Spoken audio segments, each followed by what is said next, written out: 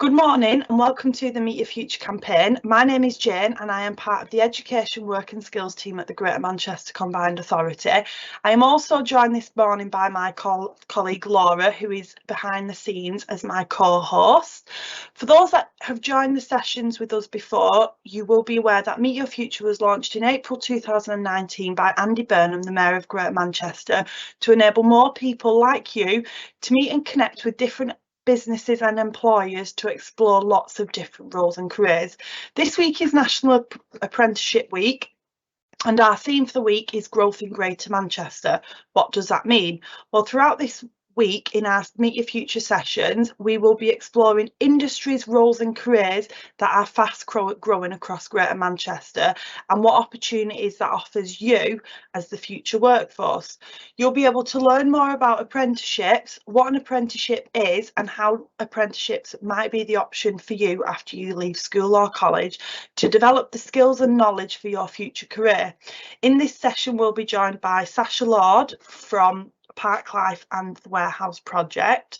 Hopefully this session will inform you, inspire you and highlight why you can be hopeful and optimistic about your future career in Greater Manchester. Please make use of the question box for any questions or thoughts you have throughout this session. You'll see this on the right hand side of your screen and my co-host Laura will be publishing questions that come throughout the session. Please ask your teacher to put any questions you have in the box. Don't be shy, no question is a silly question, and we'll cover these with Sacha at the Q&A at the end. If you'd like to use captions or subtitles during this event, please select captions/subtitles on in your video controls panel. So without further ado, I'd like to introduce Sacha Lord. So Sacha, can we start with your experience of leaving school at 16? I know it'll resonate with the theme of National Apprenticeship because you did start work. So can we start there? I did. So looking back, Jane, firstly, good morning to all the pupils and the teachers across Greater Manchester. I'll be completely honest, when I was 15, 16, 17, it wasn't particularly a very happy time in my life. Reason for that, Jane, was I went to a school in Manchester. I went to a really good school, actually, that gave me a lot of opportunities, but for me, it wasn't all about education. And by the way, I'm not anti-education. You should all try as hard as you can at school and enjoy school, not just the studies, but the extra curriculum stuff as well. But everybody that was in my class, they knew what exams they wanted to take that's going to take them on to the next college or the next university, and then they knew what career they wanted to do. I didn't have a clue, and that caused me a lot of anxiety. So when everybody left school to go on to their next pathway, my first job actually was working in a clothes shop in South Manchester, a place called Altrincham, and I was only earning £20 a day, and I had real fear where I was going to end up in my life. So I presume the next question will lead on to exactly what the next step was. But yeah, so that was me at the age of 16, very worried, very concerned, didn't really have a pathway. You're on mute, Jane. I've done that twice now. Young people that are watching this morning will be thinking about their future, their paths after they leave school, but they'll be developing skills now which will support them through that. So can we talk a little bit about skills that you did develop in that time after you left school, early jobs, and how that led on to where you are now and what you're doing now? So I think working in a clothes shop, it was kind of like a boutique clothes shop. So there was a lot of customer experience, a lot of customer interaction. And I think that was a lesson that I took from that, how to deal with people, how to deal with the public. What actually happened was I was working in this clothes shop, and it was during a really important period in Manchester where there were bands coming out that I'm presuming no one will have heard of that's listened to this, but really important bands in Manchester like the Happy Mondays, New Order, James. And there was a nightclub called the Hacienda, and I started to go to that nightclub, and actually I realised that, you know, getting involved in this scene, getting involved in the music scene was something that I was actually quite passionate about. And I'd always liked music during school. You know, I'd listen to things like Prince and Michael Jackson and David Bowie and stuff, but I never thought that was going to be a career for me. I never thought it was going to be possible. And actually, on the back of that, I started to put a couple of small parties on. And then, you know, fast forward 28 years, and I'm now the person that co-founded the Warehouse Project, that's the biggest nightclub in the world in Manchester, and also Parklife Festival, that's the biggest metropolitan festival in the UK, again in Manchester. And also I advise our mayor, Andy Burnham, who you mentioned before, on nighttime economy in Greater Manchester. So I think just looking at that, looking at myself back when I was 16, if you'd said to me, this is what you're going to be doing, you know, in 30 years time, without any qualifications, without going to college, without going to university, I would have said to you at that point, Jane, well, that is impossible. Surely you need to be able to go and study more to achieve all that. And I'm actually living evidence that you don't have to do that. And I think my point is, I'm trying to say is, if you are really, really interested in something, and you know you would like to have a career in that, then follow your passion, because anything in Greater Manchester is achievable. And that's the one big thing you have behind you. You know, everybody listening now to this is in Greater Manchester, and you have the full support of, well, it's why we're sat here talking today. You have the full support of Andy Burnham, you've got the full support of your leaders, you've got the full support of your teachers. And, you know, we're encouraging people to go out, and, you know, it's not all about creating a pathway where you're going to end up being an accountant or a lawyer or a doctor or a nurse. You know, there are different pathways you can follow. And I would encourage everybody to follow your passion, because, you know, life is very, very short, and 9 to 5 is not for everybody. So do what you want to do. I think it's such an important message. So you have mentioned the Warehouse Project and Parklife. You are a business owner, and you employ at different points in the calendar year thousands of people.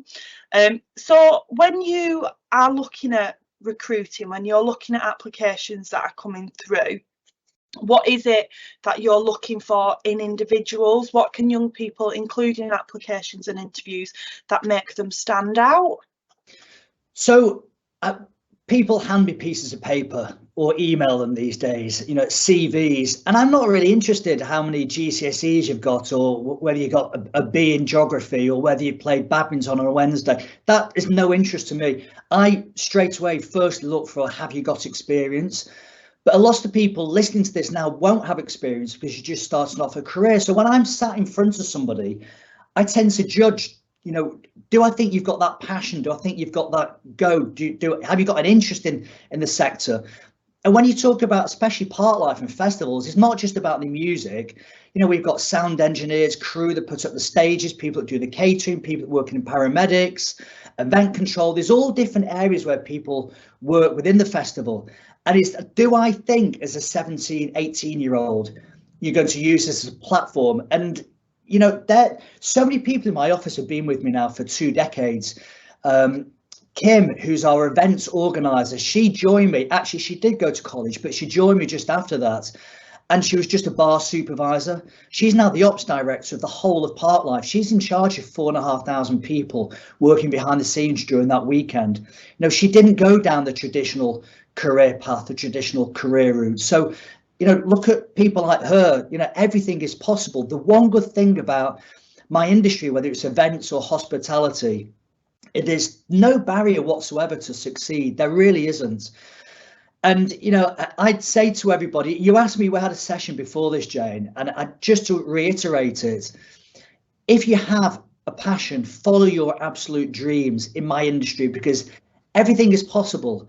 And, you know, I just said it before, 9 to 5 is not for everybody. And when you get to my age, 51, the worst thing you could do is look back and think, well, I've worked 9 to 5 to make a living, but I've actually not really enjoyed what I've been doing. I've had to do it. And one thing you've all got on your sides now, or the pupils listening to this, that I don't, is you all have your age on your side. So What's the worst thing that can go wrong if you want to do something when you're 17, 18, 19? There's a very, very good chance you don't have the overheads that people my age have, like families and commitments and mortgages or rent or utility bills, things like that. So I would advise everybody, just go for it. And what is the worst thing that happens? It doesn't work. Well, brush yourself down and go for it again. And that's my big thing from today. Just encourage everybody, do what you really want to do what you believe in and have a passion for. It's absolutely, I can't echo what you're saying enough. We have got some questions coming in, so whilst I am posing the first few to you, if you are watching, if you do have anything you'd like to ask Sacha, please just pop them in the Q&A box and we will start. I am going to ask you a question from the last session because I thought it was a really important question to ask, and it's, how do you gain the confidence to jump into something that you're interested in but is still an unknown, which will resonate with lots and lots of young people because it's school that they've known for so long. Do you know what? Confidence is it's a very, very good question. And I think you grow more confidence with time. And I am still making mistakes on a weekly basis, Jane. Just because I've got Parklife and warehouse budget doesn't mean I know everything. I don't. So many times I make mistakes. Confidence is a really tough one when you're first starting out, but it will grow with time. But just going back to what I said, you have to make that leap. And so many people around you, and we spoke about this in the last session, if you go home and you say to your friends or your mum and dad, your uncle, auntie, family, I've got this idea and I want to start going down this route here, every single person will probably say to you, you need a safety net of a 9-to-5 job where you're guaranteed a salary at the end of the month. And that is right for a lot of people, but it's not for everybody. And if you really want to do something, don't listen to those people that are telling you you have to go down this route, because you don't have to go down that route. And I'm proof that you don't have to. None of my family wanted me to put parties on in nightclubs. They thought it was ridiculous.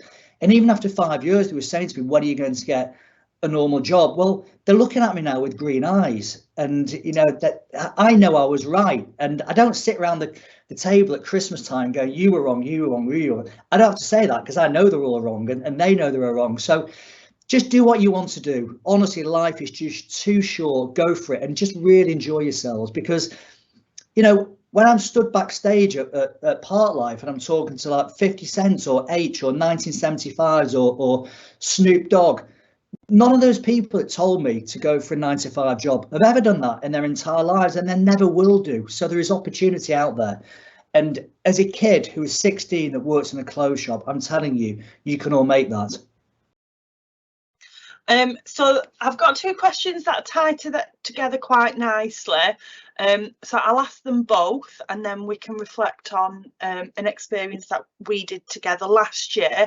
So first is, do you accept applications with special educational needs? And the Absolutely. Second is, are we able to come to behind the scenes visit to Parklife 23 during the setup phase? So we did this last year, in June of last year, and we invited 50 young people from special educational needs schools from across Greater Manchester. So do you want to talk a little bit about that, Sacha?